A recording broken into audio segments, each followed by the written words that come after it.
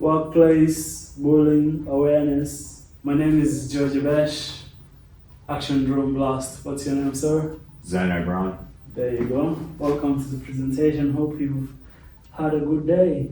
I have, and I'm looking forward to this. Let's get straight into it. Alright, so the agenda of the meeting today is to go through the workplace bullying awareness. So the first thing is we'll go through the introduction, and then we'll try to understand the workplace bullying, and then the organizational impact of bullying, and we'll jump straight into the legal frameworks and WHS compliance, and then we'll talk a little bit of handling and reporting bullying, and then we'll go through the summary and some Q&A session. Fantastic. So, have you ever witnessed or experienced workplace bullying? I think probably everyone has at some point. Yes. Yes. Do you have any situation that you can think of? Oh God, not off the top of my head, but I've definitely seen two workplace members going at it and believed it probably went a bit too far. Yeah. Good. Yeah, so it's something that we experience in our day-to-day life, in the train station, at the bus station, at the workplace, and this is why it's important for us to go through this session. So I'll show you a little bit of a video on workplace bullying.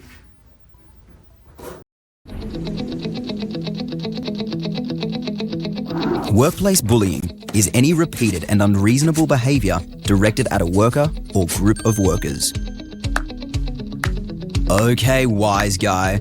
Well, here's something less obvious. While workplace bullying includes the kind of behaviour we typically associate with bullying, Good morning, fellow co-worker. Get out of my face, loser. it also includes other more subtle forms of unreasonable behaviour, like this, this, Hey, let's all go out for lunch today, but don't tell you know who. and this. This job you've given me seems pointless and it isn't part of my job. Yeah, but what are you going to do about it? And even though they're being a total jerk, it's kind of a good question. What are you going to do about it? Well, you could start by checking your work's policy on bullying. You might like to talk to someone you trust, maybe a friend, I had a similar thing happen to me once, and it feels crap. or a manager, supervisor, or HR. Just how awful this must be for you. Now that I know, we can nip this in the bud. Or maybe even the person who's giving you a hard time. Excuse me, this is not okay and it has to stop. Or if all that doesn't work, I said, get out of my face, loser. you might like to consider taking it further. Hello, Inspector? I need to speak to someone about bullying. Because here's something else that might not be obvious. You never have to tolerate that crap, and you deserve better. Obviously.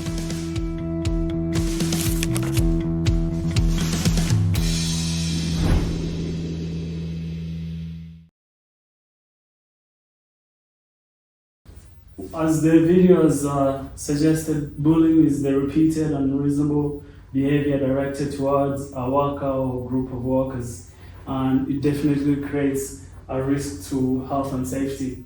So bullying can take different forms. It could be physical, verbal, emotional, or digital. So the physical could include things like assault, theft, and destruction of property, and then the verbal kinds of bullying could include giving threats to people, throwing racial slurs and name calling of people. For example, in the video, they call them like a jock. And then it could also be emotional, where people are spreading rumors or using some manipulation tactics and some relational aggressions between different people. And a big one for us right now is the digital space, where people can send insults via email, text messages, and social media. So the organizational impact of bullying is massive. So when there's bullying in the organization, the first thing it does, it reduces productivity between people who are going through this stuff, because it affects them emotionally or physically.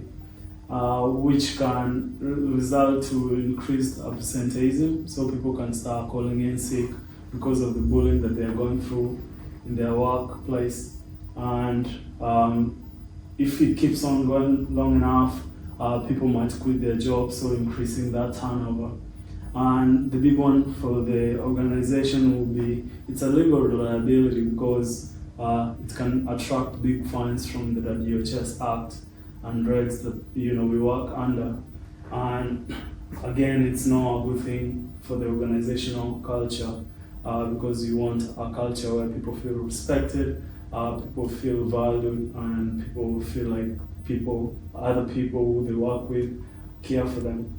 So there's a safe work statistics of approximately 10,000 serious mental stress claims in 2021 to 2022. 52% were due to work-related harassment of bullying and work pressure. So it's definitely something that is significant, and it's really impacting the industry, and that is why it's getting a lot of attention from the safe work, and obviously the attention of the management, hence why we are doing this kind of awareness. Again, on those stats, just to show you, we've got a chart there, and you can see here almost 30% we've got work-related harassment and workplace bullying. This comes from the Safe Work Australia National Dataset for Compensation-Based Statistics, and then it's followed by the work pressure, and then exposure to workplace or occupational violence. So you can see how significant this impacts the industry. So we have different legal frameworks under WHS compliance that sort of help us to manage the workplace bullying. And the first one will be the regulations, the 2022 WHS Regulations 2022 MINDS, which suggests that the workplace must be free from bullying. I would like to point out to Regulation 675V. It says that the organization has the duty to manage the risks to health and safety. And in quotes, a person conducting a business undertaking at a mine must ensure, so far as reasonably practicable, the risks to the health and safety of workers are eliminated or minimized, including psychological risks such as workplace bullying. So the psychological risks will include the workplace bullying, but also it would include anything that can trigger emotional response of individuals. And then also the Safe Work Australia, it's an industry standard on workplace bullying, and it also provides a national guide titled Preventing and Responding to Workplace Bullying. So workplace bullying is repeated and unreasonable behavior directed at a worker or a group of workers that creates a risk to health and safety. Employers have a duty to manage the risk of bullying just as they do any other workplace hazard. And so the Safe Work Australia have set the baseline that it's an hazard and we have to manage it. And internally we have the 00110 mental health and well-being policy, which ensures a safe and supportive environment. And with regards to mental health, Action Drone Blast aims to build and promote a workplace and culture that supports mental health and well-being and prevents discrimination, including bullying and harassment. So that's very clear on all the standards across the board. If you are found out to be bullying your workmates, you will definitely be undergoing some sort of disciplinary action. And I'll just show you a video from Safe Work Australia on bullying, just to have a little bit of an understanding of what they want.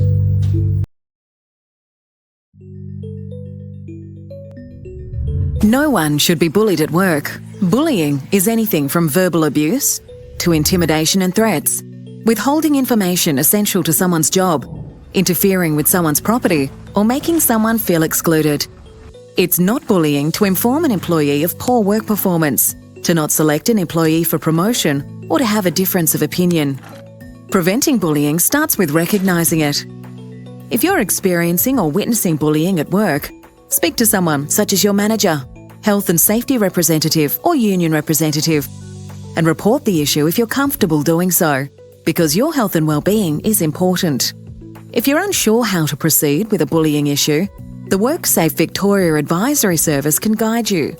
Where appropriate, WorkSafe may refer the matter to one of its inspectors, who will gather information and assess whether your employer has complied with occupational health and safety law.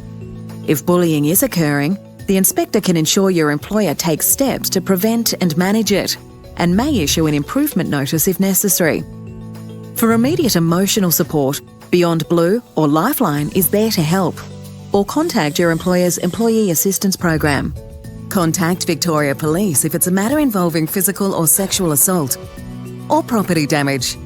The Victorian Equal Opportunity and Human Rights Commission, the Fair Work Commission, trade unions and industry associations may also provide guidance. If you believe you're experiencing bullying in the workplace, WorkSafe's advisory service and other agencies can help. Find out more at www.worksafe.vic.gov.au. Is giving feedback to an employer bullying? No. No, because that's something that we need to do as part of the performance improvement. Is over criticizing someone's work as kind of bullying? Yes. Yes, why? Because you're over criticising them, you're completely taking it out of context and continuously driving the point. Yep. And then is having a different opinion considered as bullying? No, it's just a difference of opinion. And that is okay to have a difference of opinion? Absolutely. Thank you. All are different people. Yes. And so then we go to handling and reporting bullying. So there's different ways to handle bullying reports. So we've got, you can lodge an informal complaint or you can launch a formal complaint. So informal complaints are recommended for minor incidents where victims are comfortable in addressing the situations on their own. So this can include like speaking directly to the person involved, just calling your mate and having a chat with them, letting them know that you are not happy with the situation and you would appreciate them giving you a little bit of respect next time.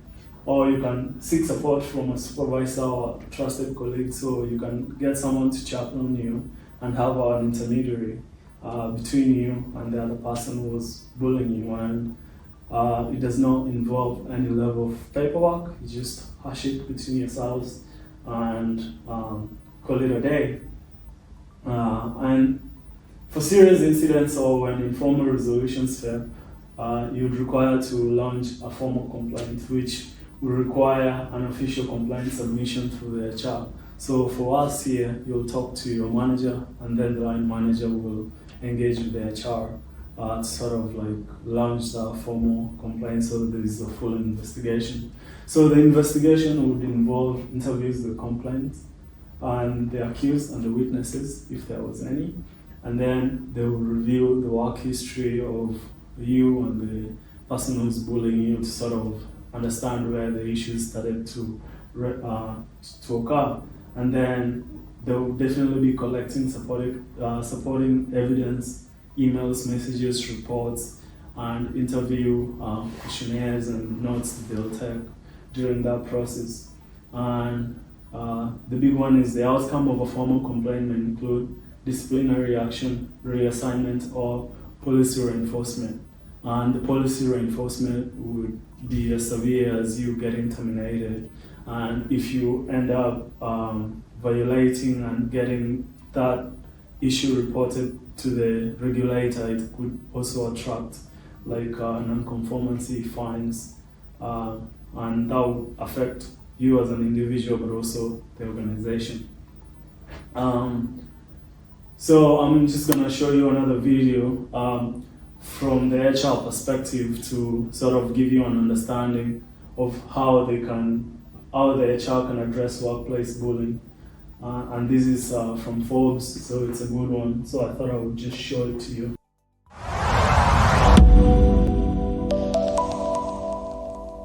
HR has 3 steps to follow when they're going to step in and solve a workplace bullying issue. First off, they have to make this person see how they are perceived.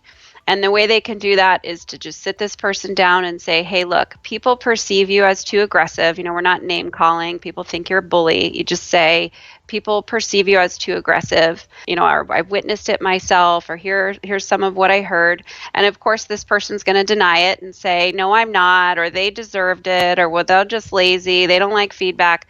And HR can put a stop to all of that argument by just saying, look, I don't know what the facts are. I wasn't there. All I know is the one fact is you are perceived this way. I've heard of it, many times over. That's a fact. And so I need you to see that.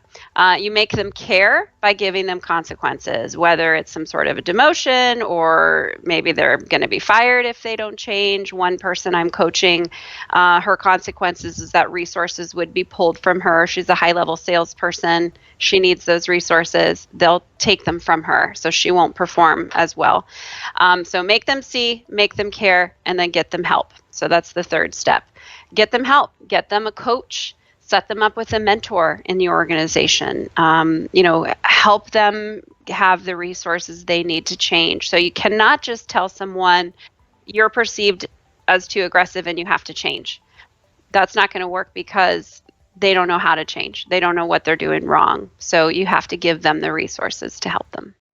So this is more like a formal type of a complaint. So as she's saying, you make the people aware of the situation. It doesn't matter what kind of an excuse that they are giving you. You have to reinstate that this is what has been brought to you. But then the second one, you have to have consequences for bullying. And then the third one, you have to be able to provide support for these people if you're going to keep them. So the consequences might involve you terminating them.